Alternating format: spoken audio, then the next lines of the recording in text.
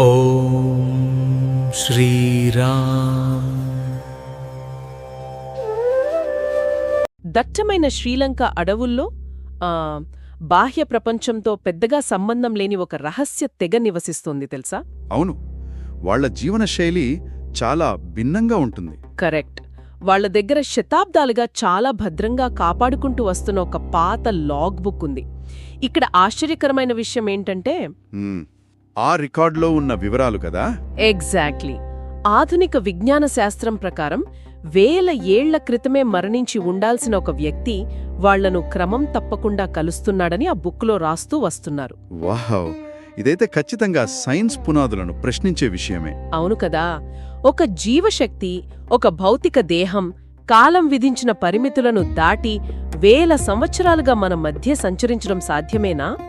వినడానికి ఇదొక science fiction కథలా అనిపించవచ్చు.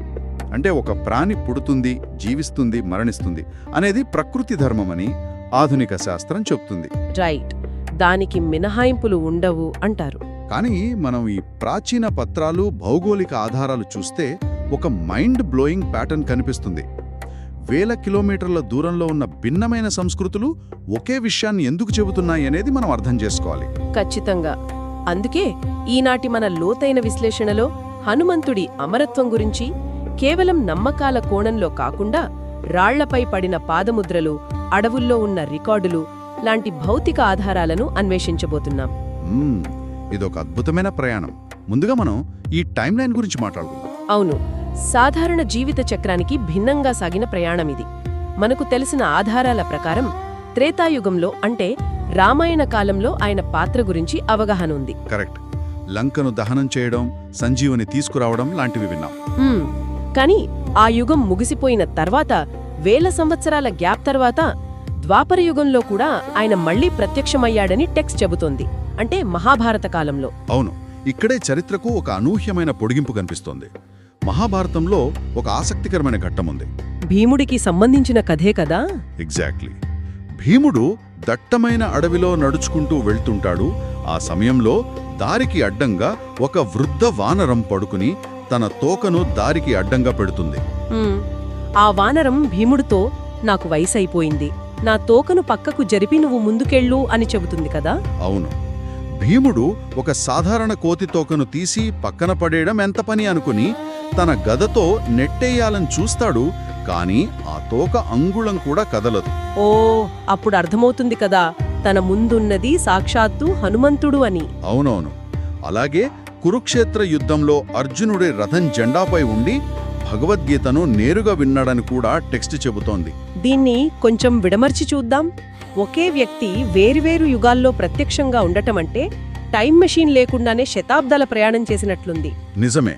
అసలు దీని వెనుకున్న లాజిక్ ఏమిటి? కాలాన్ని ఇలా ఎలా జయించగలరు అంటారు?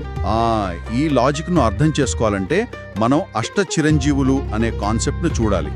చిరంజీవులు అంటే మరణం లేని వ్యక్తులు. రైట్. వారిలో హనుమంతుడు ఒకరు. ఇక్కడ ఆసక్తికరమైన విషయం ఏంటంటే, పాశ్చాత్య దేశాల పురాణాల్లో చూస్తే ఈ అమరత్వం అనేది ఒక శాపం. వయస్సు పెరిగి శరీరం క్షీణిస్తున్నా చనిపోలేక నరకమనుభవిస్తారు. గ్రీక్ మిథాలజీలో ఇలాంటి పాత్రలు చాలా ఉంటాయి. కరెక్ట్.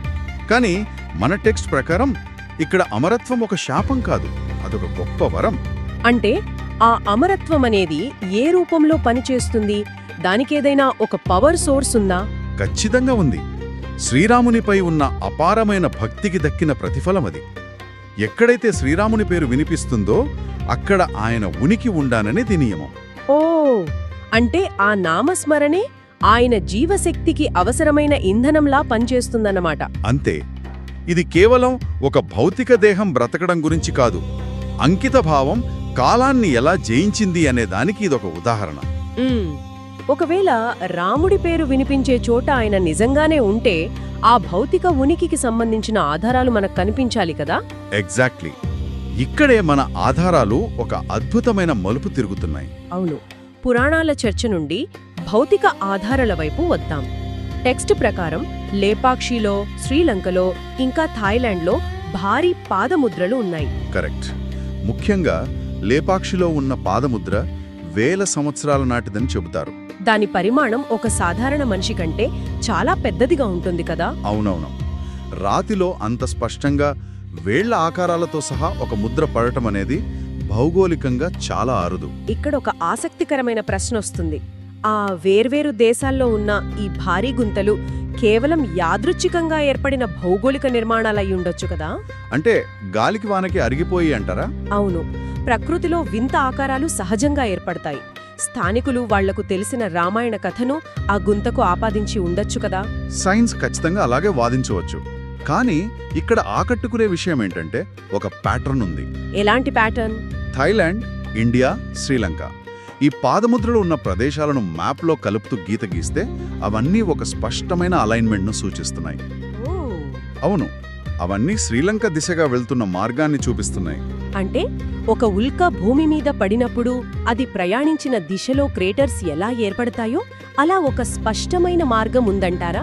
సరిగ్గా చెప్పారు. పైగా వందల సంవత్సరాల క్రితం ఎలాంటి కమ్యూనికేషన్ లేని భిన్నమైన సంస్కృతులు, వేర్వేరు భాషలు మాట్లాడే ప్రజలు ఈ గుంతలను ఒకే కథకు ఎలా ఆపాదించారు? థాయిలాండ్ వాళ్లకు లేపాక్షి వాళ్లకు మధ్య ఎలాంటి సంబంధం లేదు కదా. ఎగ్జాక్ట్లీ. అయినా సరే వారి స్థానిక నమ్మకాలు ఒకే మార్గాన్ని సూచించడం అనేది కేవలం ఒక అద్భుతమైన కాకతాళీయమని కొట్టిపారేయలేం. ఇది నిజంగా చాలా ఆసక్తికరం. ఈ పాదముద్రలన్నీ శ్రీలంక వైపు దారి తీస్తున్నాయి కాబట్టి మనం కూడా ఆ దారిలో ముందుకెళ్దాం. ఆ దట్టమైన అడవుల్లో ఉన్న ఆధారాల గురించి కదా. అవును, ఇందాక ప్రారంభంలో మాట్లాడుకున్న ఆ మాతంగ జనజాతి గురించి, వాళ్ల దగ్గరున్న పాత లాగ్ బుక్, అదే ఆ పోతి గురించి టెక్స్ట్ చెబుతున్న వివరాలు మైండ్ బ్లోయింగ్ అని చెప్పాలి. కరెక్ట్. ఈ మాతంగ తెగ బాహ్య ప్రపంచంతో ఎలాంటి సంబంధాలు పెట్టుకోకుండా జీవిస్తారు. ప్రతి 41 సంవత్సరాలకొకసారి హనుమంతుడు స్వయంగా వచ్చి వాళ్లను కలుస్తాడని వారి నమ్మకం. ఆ పోథీలో ఆయన ఎప్పుడొచ్చారు, ఏం మాట్లాడారు అనే వివరాలను పకడ్బందీగా నమోదు చేస్తున్నారు కదా. అవును, అది సాధారణ పుస్తకం కాదు, తరతరాలుగా కాపాడుకుంటూ వస్తున్న ప్రాచీన రికార్డు. ఆయన ఏ మంత్రాలు చదివారు అనేది ఒక ప్రాచీన మాండలికంలో రాసి ఉందని పరిశోధకులు అంటున్నారు. ఇక్కడే నాకు పెద్ద లాజికల్ ప్రశ్న ఉంది. ఆ రికార్డుల ప్రకారం ఆయన చివరిసారిగా 2014లో వచ్చారని, మళ్లీ 2055లో వస్తారని టెక్స్ట్ చెప్తోంది. అవును, అవే కదా వాళ్ళు రికార్డ్ చేసిన తేదీలు. మరి వాళ్లకు ఇంగ్లీష్ క్యాలెండర్ సంవత్సరాలు ఎలా తెలుస్తాయి? వాళ్ళు మన క్యాలెండర్ వాడరు కదా. చాలా మంచి పాయింట్. వాస్తవానికి వాళ్ళు ఇలా ఇంగ్లీష్ సంవత్సరాల్లో రికార్డ్ చేయరు. వాళ్లకు సూర్య చంద్రుల కదలికల ఆధారంగా నడిచే ఒక ఖగోళ క్యాలెండర్ సిస్టమ్ ఉంది. ఓ, అంటే పౌర్ణమిలు, గ్రహణాల ఆధారంగానా? ఎగ్జాక్ట్లీ. ఆధునిక పరిశోధకులు వారి ఆ ఖగోళ గణనను మన క్యాలెండర్లోకి అనువదించినప్పుడు అది ఖచ్చితంగా 2014కి మ్యాచ్ అయింది. తదుపరి సైకిల్ 2055. రైట్. అసలు ఈ 41 ఏళ్ల సైకిల్ ఎందుకు? ఖచ్చితంగా అప్పుడే ఎందుకొస్తారు? మన ప్రాచీన విధానంలో ఈ మండలం అనే కాన్సెప్టుకు చాలా ప్రాముఖ్యత ఉంది. మానవ శరీరంలో కణాలు పునరుత్పత్తి కావడానికి పట్టే సమయంగా చూస్తారు. అంటే భూమి మీద ఒక భౌతిక శక్తి తనను తాను పునరుద్ధరించుకోవడానికి పట్టే ఒక కాస్మిక్ సైకిల్ అదై ఉండొచ్చు అంటారు. అంతే కదా. ఏ సమాజం కూడా కంటికి కనిపించనే గుడ్డి నమ్మకం కోసం 100 ఏళ్ల పాటు ఒక రికార్డును అంత పకడ్బందీగా మెయింటైన్ చేయదు. వాళ్లకు భౌతికంగా ఏదో ఆధారం కనిపిస్తుండబట్టే ఆ రికార్డ్ సజీవంగా ఉంది. అయితే ఈ భౌతిక ఉనికికి సంబంధించి గంధమాదన పర్వతం గురించిన ఆధారాలు కూడా ఉన్నాయి. అవును, ఆయన ఇప్పటికీ ఆ పర్వతంపైనే నివాసముంటున్నారని ఒక నమ్మకం. అక్కడికి వెళ్లిన కొందరికి పర్వత ప్రాంతాల్లో ఎక్కడ నుంచో మంత్రాల ధ్వనులు, అర్థం కాని భాషల శబ్దాలు విన్నామని మన ఆధారాలు చెబుతున్నాయి కదా. కరెక్ట్. గంధమాదన పర్వతం చుట్టూ భౌగోళిక పరిస్థితులు అసాధారణంగా ఉంటాయి. అక్కడికి వెళ్లిన వాళ్లకు కేవలం గాలి శబ్దాలే కాకుండా ఒక లయబద్ధమైన ఉచ్చారణ వినిపిస్తుందట. ఇక్కడే ఒక అతిపెద్ద వైరుధ్యం వస్తోంది. పర్వతంపై శబ్దాలు, పాదముద్రలు, లాగ్బుక్ ఇవన్నీ భౌతిక ఉనికిని సూచిస్తున్నాయి. అవును. కానీ ఈ రోజుల్లో వేల సంఖ్యలో శాటిలైట్లున్నాయి. అడవుల్లోకి వెళ్లగల హై రెజల్యూషన్ డ్రోన్స్ ఉన్నాయి. ఒకవేళ ఆయన నిజంగానే అక్కడుంటే మన కెమెరాలకి ఎందుకు చిక్కడం లేదు? ఇది ఈ మొత్తం విశ్లేషణకే కీలకమైన ప్రశ్న. శాస్త్రాలు చెబుతున్నట్లుగా హనుమంతుడు భౌతికంగా కనిపించకపోయినా ఆయన ఒక అదృశ్య శక్తిగా ఎప్పుడు ఉంటారనే భావన ఉంది. అంటే తన శరీరాన్ని ఎంత చిన్నదిగా అయినా మార్చుకోగల సామర్థ్యముందని కదా. ఎగ్జాక్ట్లీ.